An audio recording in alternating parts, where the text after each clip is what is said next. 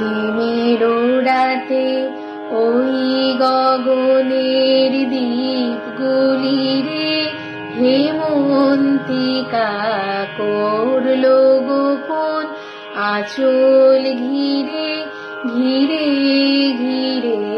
হিমের রাতে ওই গগনের দ্বীপগুলি রে ঘরে ঘরে ডাক পাঠালো দীপালিকায় জ্বালাওয়ালো জ্বালাওয়ালো আপনালো সাজাওয়ালো এই ধরিত্রী রে।